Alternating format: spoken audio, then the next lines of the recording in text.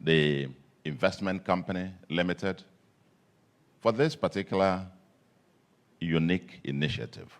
As has been said, this is the first time it's happening. Quite auspicious. In Abuja, that is known as home to politicians, it's a capital, it's a political city as it were. All of a sudden, you are now trying for it to transit into a business and investment summit. Congratulations. Congratulations. It says quite a whole lot about the pathway to the future for Nigeria. I walked around, I came in 6 minutes to 10, and I took pains to walk around the kiosks outside, where you have various demonstration centers, businesses, advertising, and so on. It's beginning to send a message that this isn't going to be just another talk shop. I am hopeful that this will be, a summit where deals will be closed. And thanks for the initial, that presentation, that was quite no, please, don't distract them by putting that, because we are not shooting any. It just shows that, I was going to make the point that you've done investment summits happen everywhere. People are getting tired, quite frankly. And I must say that as a person, even when I was chief economic advisor to the president, 2003, I used to tell him I'm not a fan of investment promotion activities. We'll go to London, go to here, call investors, and you finish spending humongous amounts of money. But if we did the calculations of the return in terms of how many investments actually came in, little or nothing. Because the investors are not just interested in what you say, they are interested more in what you do. They are more interested in what you do.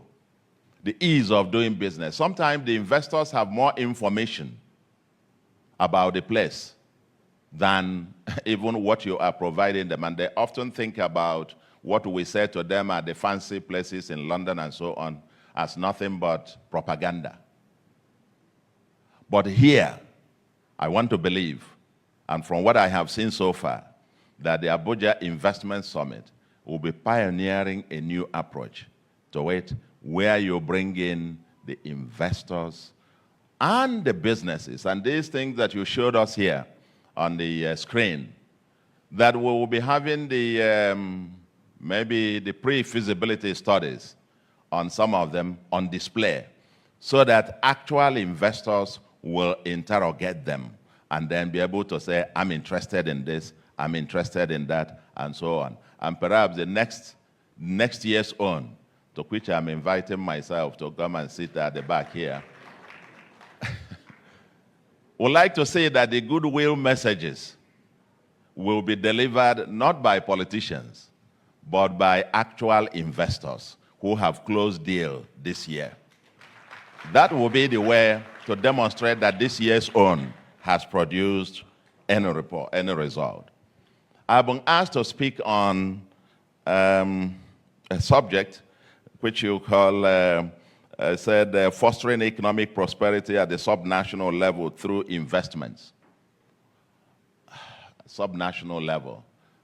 Well, the 36 states of Nigeria are as different as they are similar. Nigeria is made up of, Nigerian economy is 36 states plus FCT, isn't it? So, if you talk about what happens in the subnationals, you are talking about what happens in Nigeria. And here we are in Abuja. We must be focusing on Nigeria. So what I will be focusing on is to give, just randomly speak about a few points on this investment process, where we are and what we should be doing, where the world is going, and how we leverage and key into those, or how we even do things differently here. And so I slightly modified the title to say Nigeria, securing the future through sustainable investments. And I will highlight quite a few nuggets of the difference. Sustainable investments that we must have to mainstream in this country if we are going to claim the 21st century.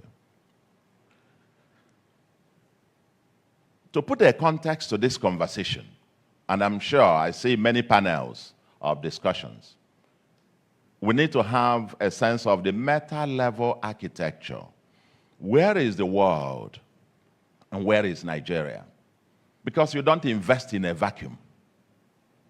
Investments don't happen in a vacuum. They happen within a context. And what's the global, what are the mega trends in the world today and Nigeria that will drive investment decisions and direction of investments, for example? In terms of mega trends, global mega trends, we know several of them. The demographic shifts and urbanization going on globally. The shifts such as aging populations, particularly in Europe and North America. And this also offers some opportunity because, as I will talk about much later, the aging Europe and North America offers Africa, and particularly Nigeria, the largest of them all, with the most youthful population, if we can get our acts together to be able to supply them with the labor force and population of the future.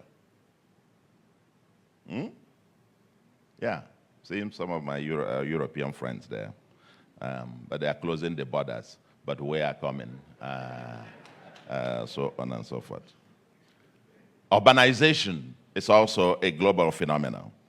So over the next 30 years, there will be significant changes going on in the world in terms of demographics, where the population will be, the shifts. Asia is becoming the home to the world in terms of shifting demographics, where the people are, and increasingly also going to be the center of the world in terms of economy, so to speak. The digital transformation is ongoing. We all know all of this.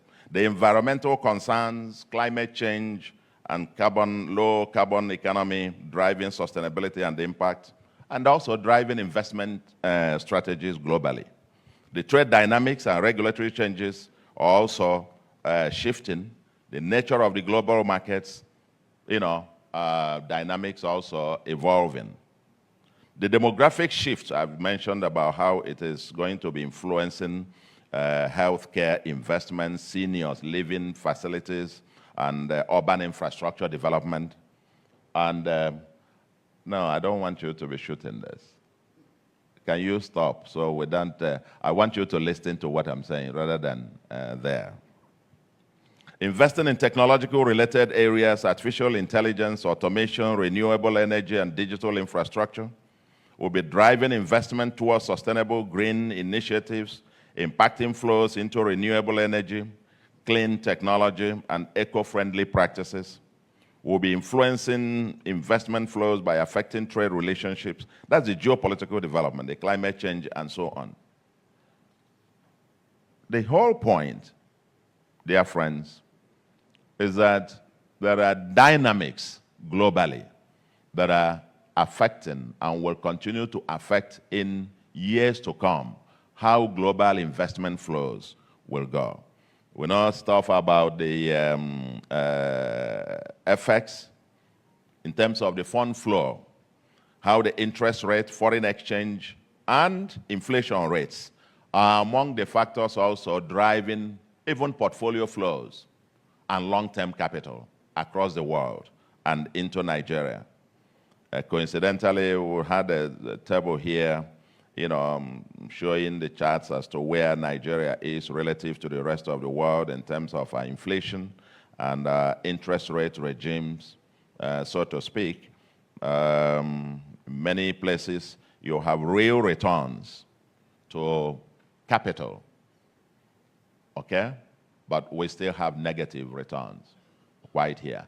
It's affecting the flow of funds to our economy, so to speak, where the rest of the world is. Because when you are asking FDI, foreigners, to come and invest, you've got also to understand the dynamics of what drives this. We're asking people to come and invest in this, the skyscrapers they have to go and borrow the money. and the money they have to borrow will be at some cost.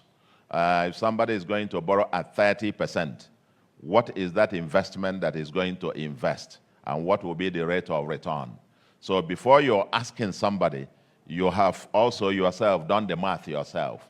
If you were in the person's position, would you do so? These are, what I call the context of realism.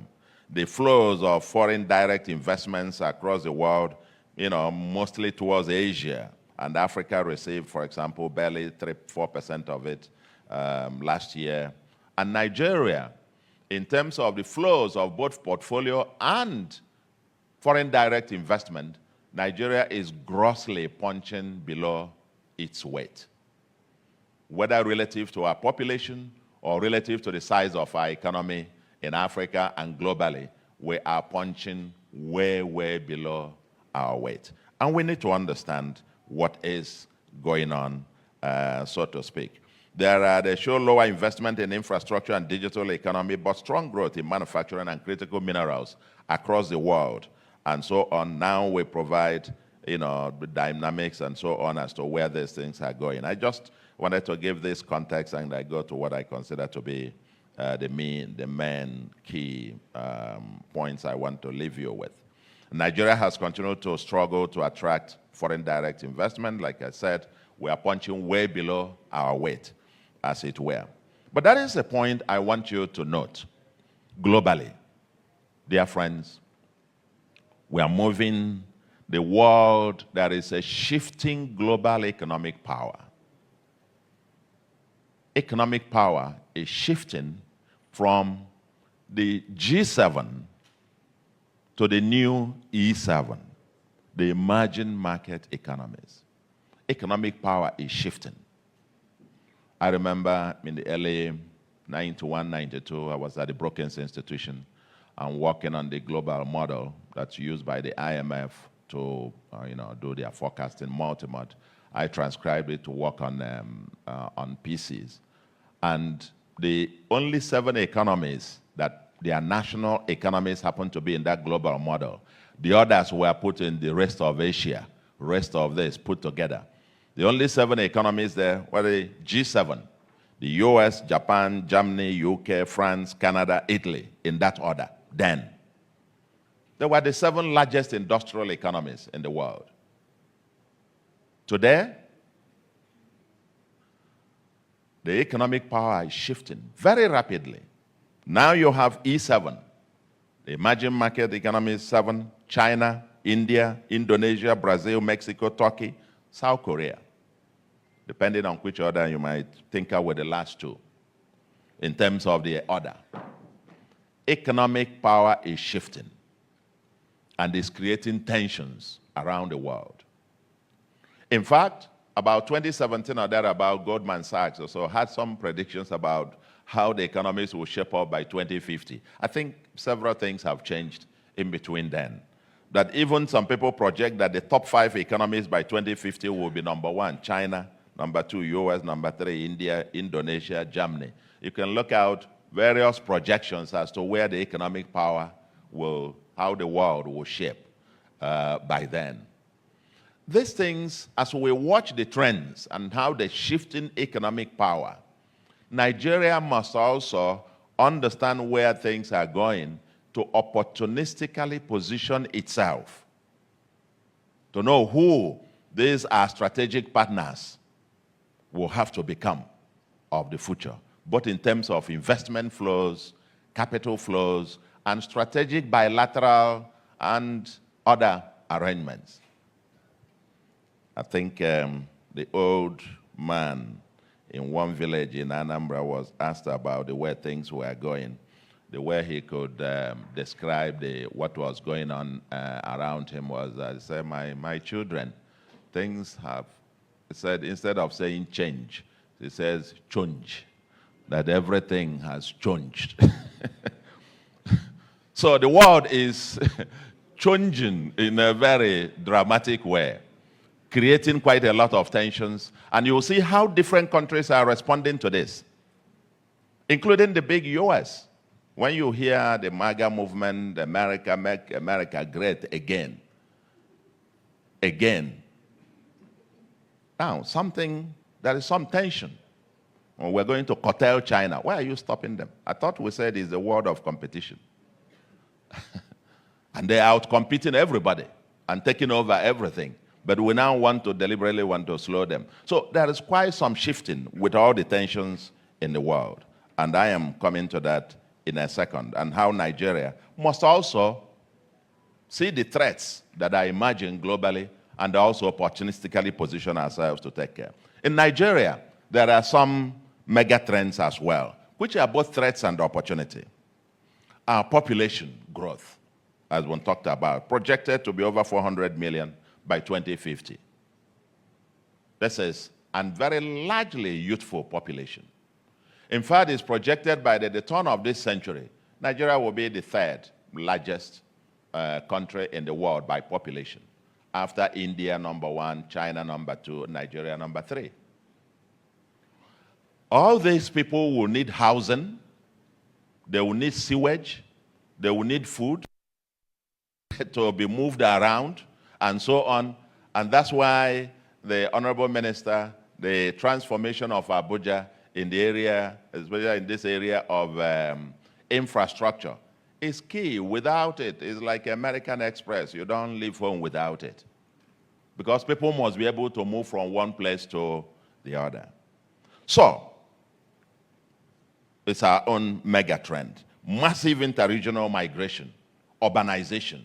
Several few places are getting more number. There is a surge to Abuja. There's a surge to Lagos. There's a surge to my state as well. We have massive, influx of people. For every 10 criminals we catch, more than 8, 9 of them are not from Anambra. There is a surge as well. And you have several other such.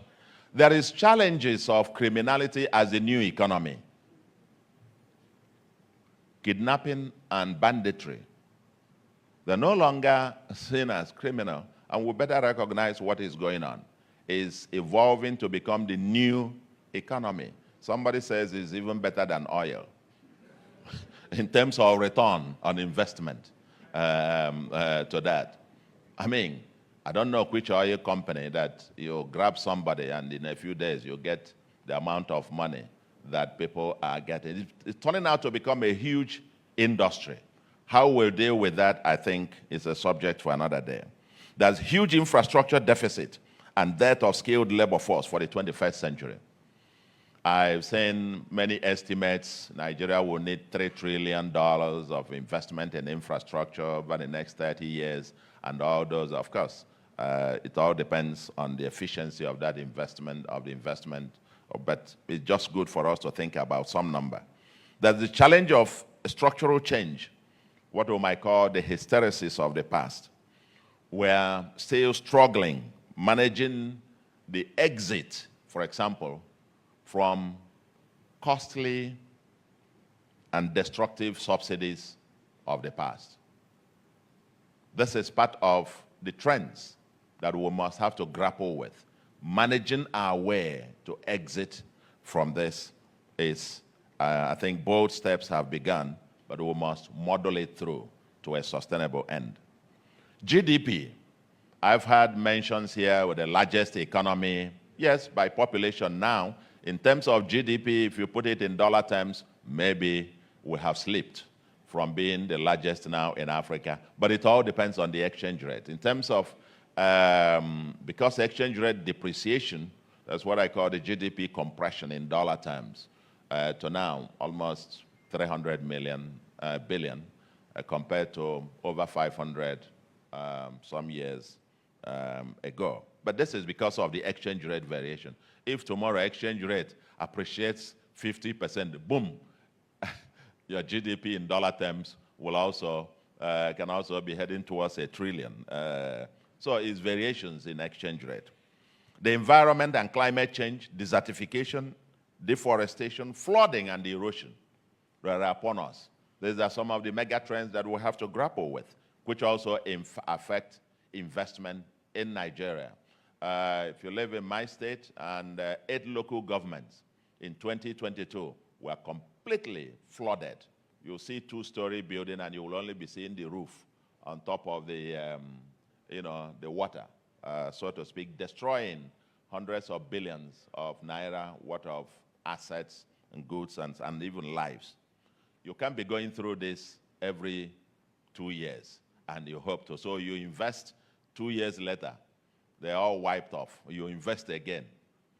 These are things that are affecting that. Macro imbalances and volatility. We have low savings and investment nexus. Here, having is a capital scarce country, unfortunately also experiencing bits of capital flight. So it's a double whammy that we are having. Poverty and inequality escalating. These people, it's a big topic in itself, the poverty and the inequality, and the link, the nexus to criminality, and how we break the vicious circle. Increasing diversification of the economy. The economic structure is increasingly being diversified. Oil doesn't have the same dominance as it had in terms of output, but now has dominance in terms of forex. Continues that and, lowering contribution to government revenue. But in terms of forex, foreign exchange earnings is still, and trade is still very dominant. There is increasing technological penetration and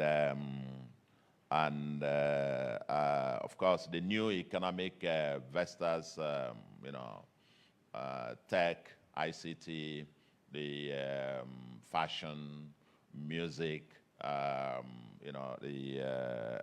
heard about our Nollywood teams. They're quite growing.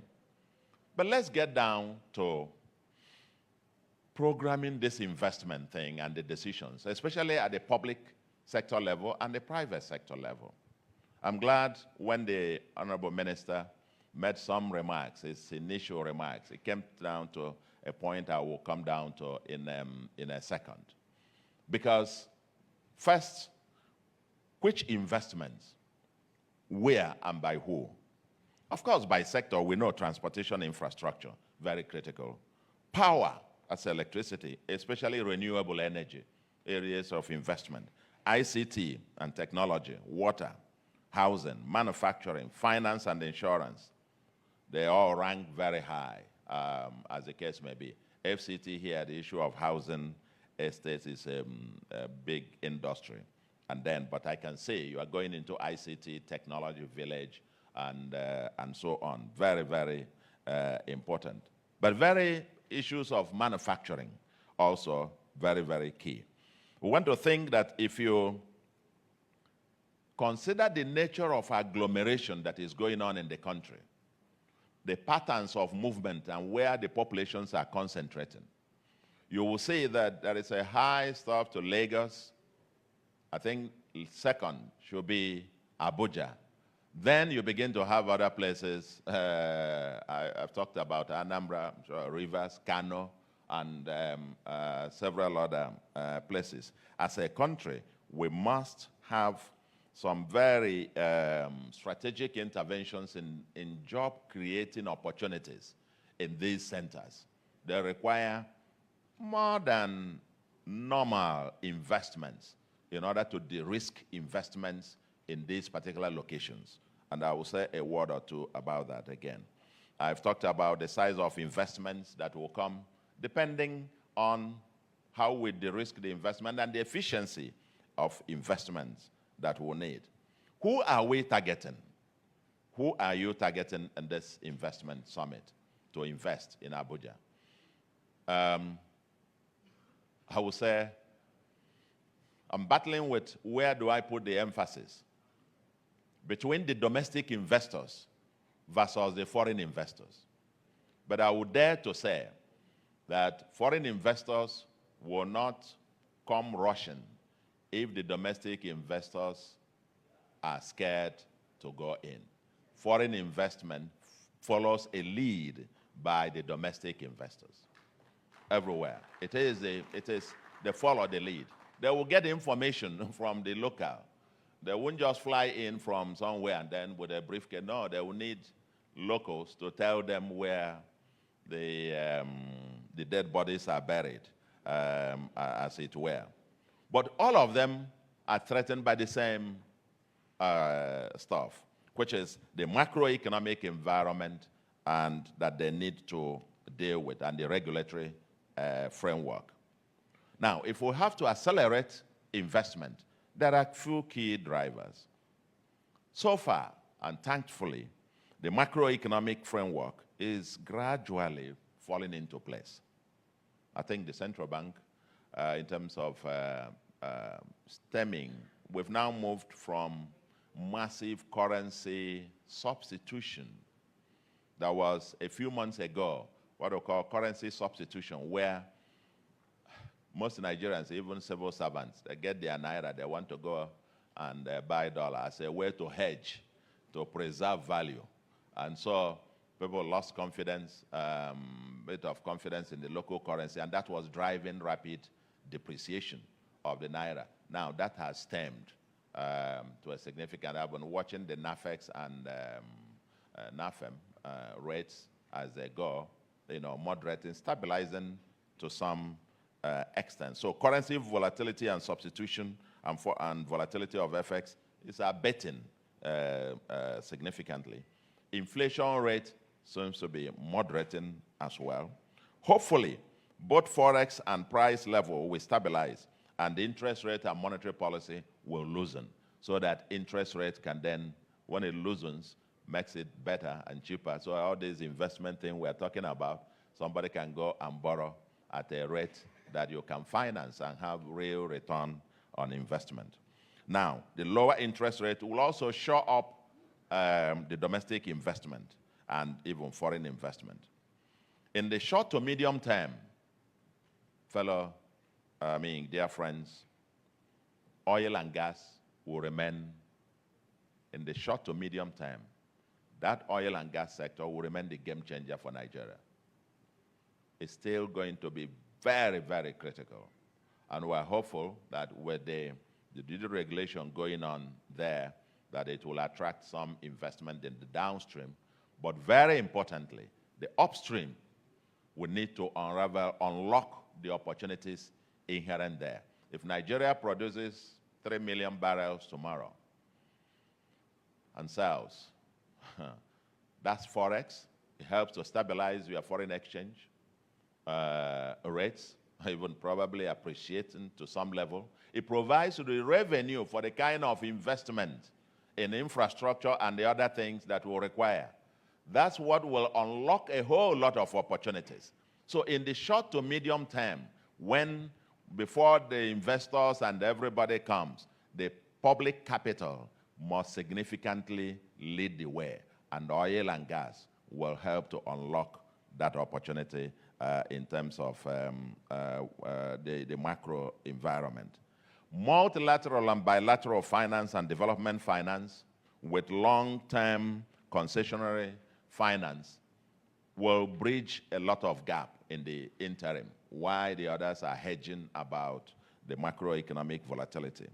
Addressing security and ease of doing business.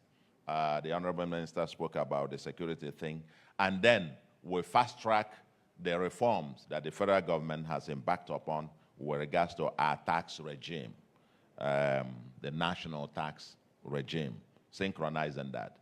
But let me make a point that I want to leave you with, building on part of what the Honorable Minister had mentioned. Dear friends, there's what we call the new mercantilism and pseudo-nationalism. It's both a threat and that's an opportunity. Today's world, many countries, new nationalism is back. Economic nationalism is back. New mercantilism is back. People are trying to say America first. And I want to say that we must, first point I make here, is that we must intentionally, the whole agenda of also Nigeria first philosophy, as a philosophy, is something that we must mainstream. This will require us to intentionally nurture national champions for sustainability. If you see the companies that have pulled out of Nigeria, how many of them happen to be national companies? None. With a foreign company, the day they have itchy feet. The day it jumps to the next one, and so on. They're very opportunistic, extremely opportunistic, so to speak. There's no emotion to it, you know. So for long-term sustainability, we must intentionally nurture the domestic capital and build them. It's a very big topic. For latecomer industrializers, governments must help to de-risk certain strategic investments for the private sector.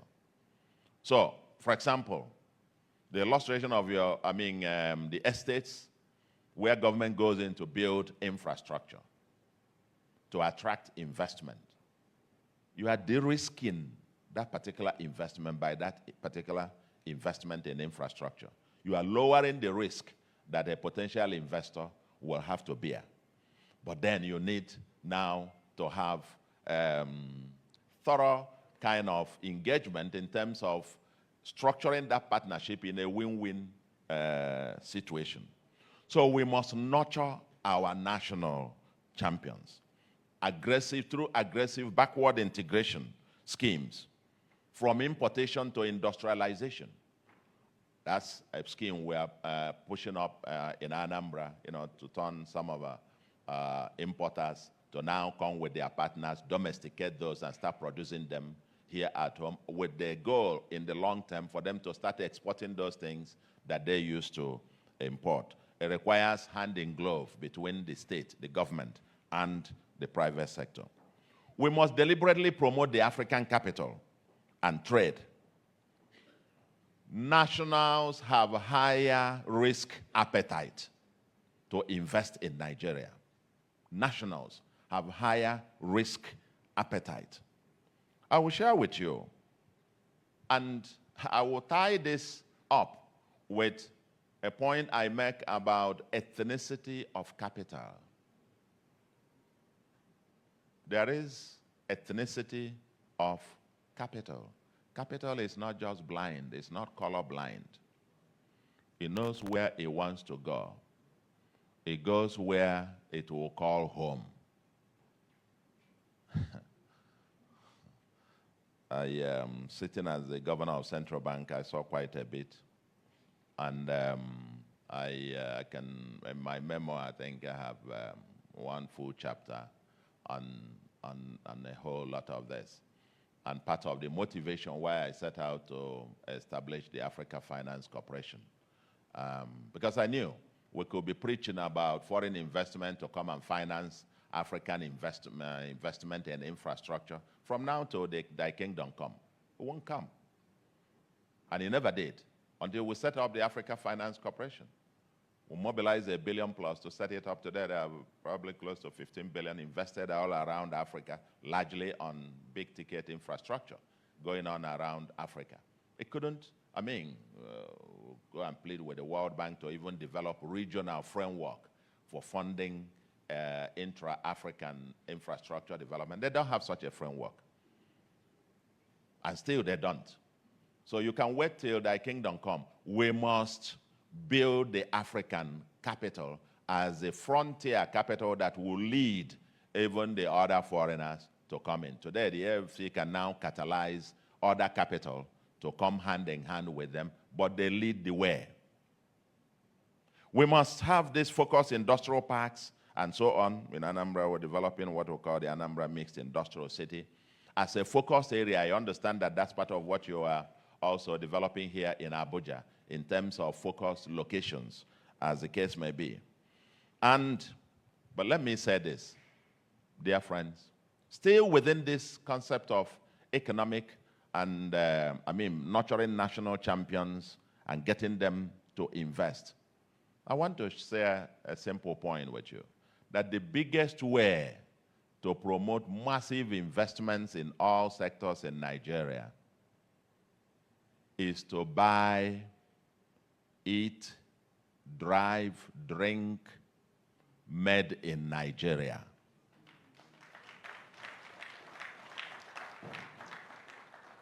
Yes, I drove to this conference with my innocent vehicle, made in Anambra State. See, I'm wearing Akwete, made by women of Akwete in Abia.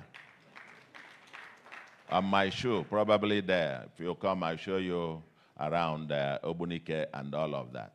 And you see, I'm wearing my own nationalism on my head. That's a green eagle out there. I am Nigerian, and God didn't make a mistake to make me Nigerian. If he wanted me to be any other, he would have created me to come from there. And since he made me Nigerian, there must be a reason. The reason is that we must make it work here. Everybody else fights for their own country. Everybody else wants to, because no matter how you think about globalization and all of that, populations are still confined within the nation states, and the governments must provide jobs for those people. And so you see where the tension comes in terms of the competitive thing. I remember, and we must mainstream African Continental Free Trade Agreement and keeping an eye on the global merger. But talking about this ethnicity of capital, I remember, I just tell you one story that happened when I was governor. And after we had implemented the consolidation of the banks, and several of our banks now started emerging as regional and even global champions. You go to Heathrow and you see some of them advertising on the place, and all of a sudden, those rickety banks now are taking over the rest of Africa. I remember someday, Barclays Bank, their, I think, Middle East and Africa team came to see me.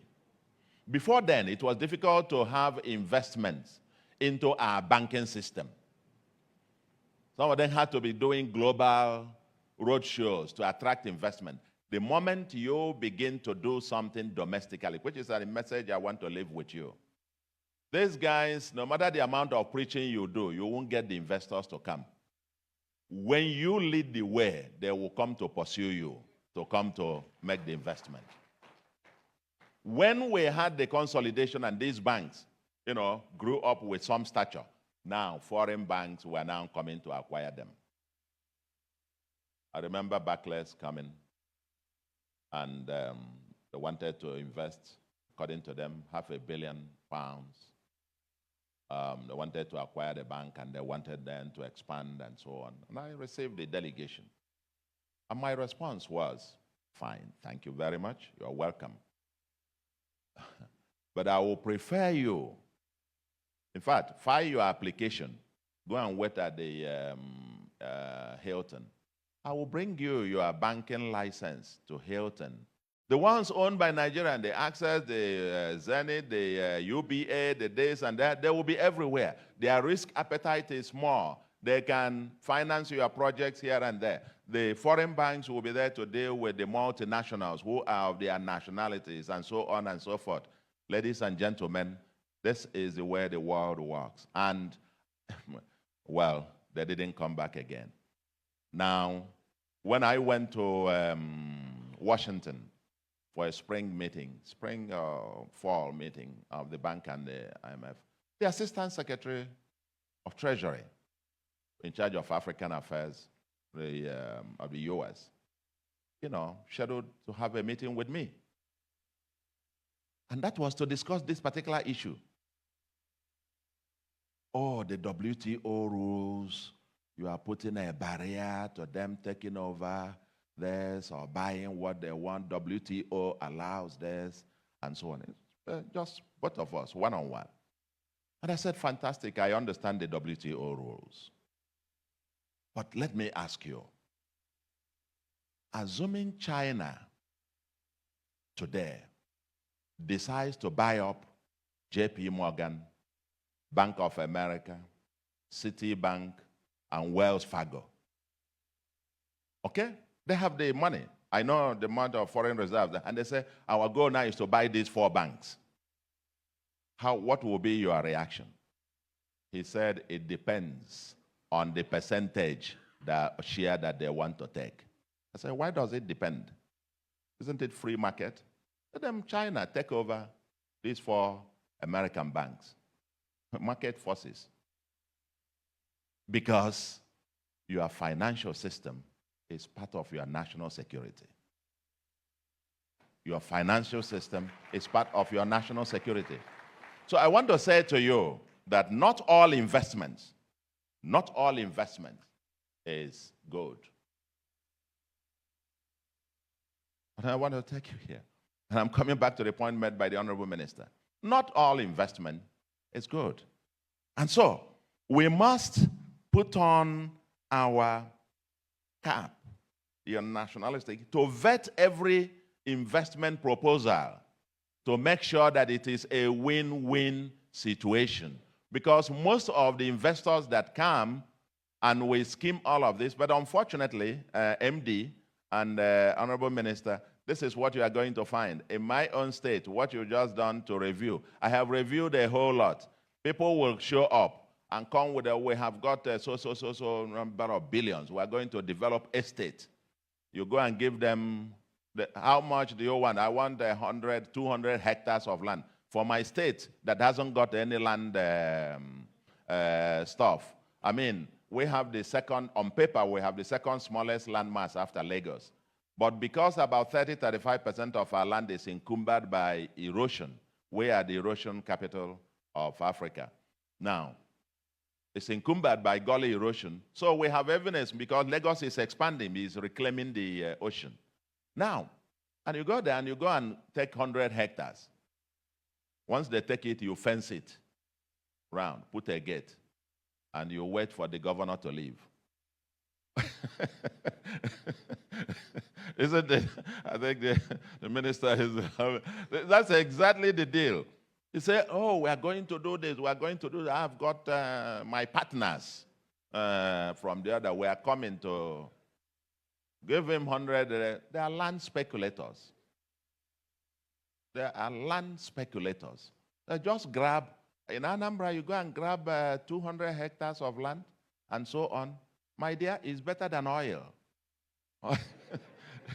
It's better than oil block. So somebody comes to Abuja. So when he was speaking, I was just smiling. I said, this thing's is the same everywhere. But who is the person who negotiated those kind of arrangements? Because we have no consequence in this country. We have no consequence. How would you have that kind of arrangement? And you give it. And now I have a different structure. If you come, you need this, okay.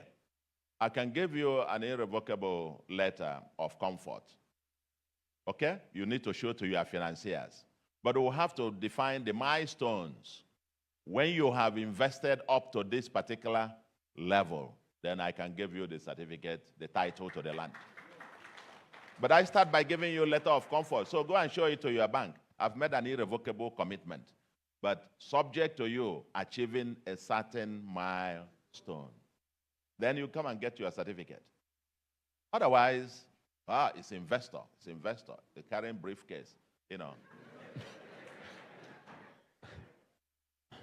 So it's not all investment that is very good to you. And finally, my dear friends, we must opportunistically, as a nation, lay the foundation to claim the 21st century. You see, our population, we have youthful population.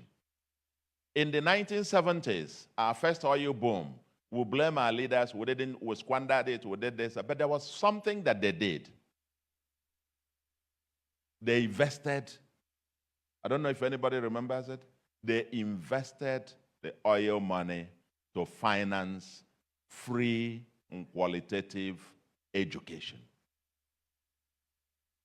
I am a beneficiary of that. And people of my generation, you had your primary schools, secondary schools, free. Isn't that? And the children of the poor and the rich were taught by the same teachers. And if the children of the poor were brilliant, they had a chance to break the ladder. Education was a ladder of opportunity. Today, education, poverty has become a dynasty. The children of the poor end up in poor public schools with no teachers or lower teachers or no infrastructure and so on. The children of the middle class and the elite attend elite private schools where they have anything. We are creating two sets of citizens. Those who don't have, condemned there. So the children of the poor go to poor schools with poor learning outcomes. They will end up also poor, and their own grandchildren will end up poor. And so poverty has become like a dynasty. Now, we must, as a people, deliberately invest to break that chain. To break that chain. And I am hopeful that in the next few years, when the reforms going on in the oil sector begin to inch up the kind of returns expected, that as a nation again, we can sit to deliberately and intentionally prioritize this nationwide. Because now in Anambra, yes, we're saying doing infrastructural transformation, doing this and blah, blah, in health, education, blah. But for me, the more fundamental thing is when we now declared completely, we've employed 8,115 teachers, which we employed from all over the country. We didn't ask you which is your state of origin, because the interest of the Anambra child is not to be taught by the incompetent teacher from his village, but to be taught by the best teacher in the world. After recruiting those and posting to the places, we have deliberately we're now implementing free qualitative education from primary through secondary in the entire public school. And I want to think that for the investors to walk the street tomorrow, for the investors that we're asking to come to invest, to go tomorrow, these guys at those outskirts are waiting. If we don't unleash their potentials and opportunities to be useful to themselves, they will ultimately come down to Asokoro and Maitama and see what we are doing there. they will come, because there will be, how many, you need, atomic bomb to stop them. They will be coming. And again, why we must invest in that? Because for me, that is the sustainable investment that we must prioritize as a people, to give them the tools that they can participate in tomorrow.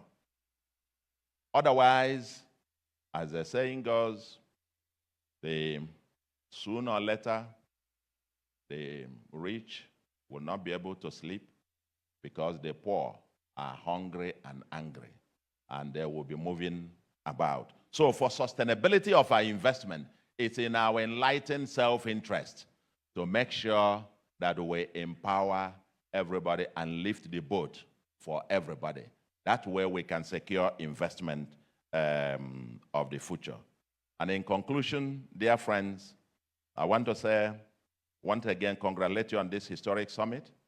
Anambra will hold its own, I think we're doing 14th, 15th of next month. And we'll be having this guy, but we're trying to structure it. Maybe pigbagging on yours, and MD, we're inviting you. Pigbagging on this. We'll try to collaborate on this. We'll see what you've done there.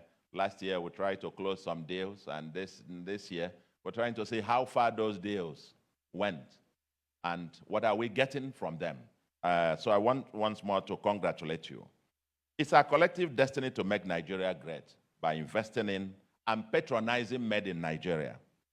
If we all wear made in Nigeria clothes, no less than 5 to 10 million jobs will be created from textiles. Investments will come. If we all drive made in Nigerian cars, all these Toyota and all of them will relocate to Nigeria and start off manufacturing plants in Nigeria. In my state now, there are 2 more that are setting up manufacturing, cars as well. Because we say, produce it, we'll patronize it. If you come to Anambra Government House, we're not offering you anything that is imported. You will either eat our food that is made in Anambra or made in Nigeria. The drink you drink will be made in Anambra or made in Nigeria or whatever. When you leave the government house, you can go and drink your chemical. But while you are there, I'm not going to use government taxpayers' money to attend to your appetite for foreign goods and so on and so forth. So we must intentionally add to the strategy to nurture and promote our national champions. Let's sit down with them. What do you need? But we negotiate it in a way that is also beneficial for the common good. For the common good. Because the next generations also have a stake in what we are having today. So Abuja Investment Company Limited has begun a new thing in the FCT. We are members here. I live here. Now that I see that the opportunity is there, first time they're talking about investment, so I now know that Abuja is not just to come and, as a political office holder, to come and sleep and attend meetings at the villa and attend here and go to. Now that I know that it is also open for investment, now we'll begin. We'll be part of your ambassadors in spreading this and so on. I pray that deals closed at this summit and the future ones under the auspices of AICL will fundamentally change the landscape of Abuja from the home of politicians to an economic powerhouse. May Abuja and Nigeria continue to win.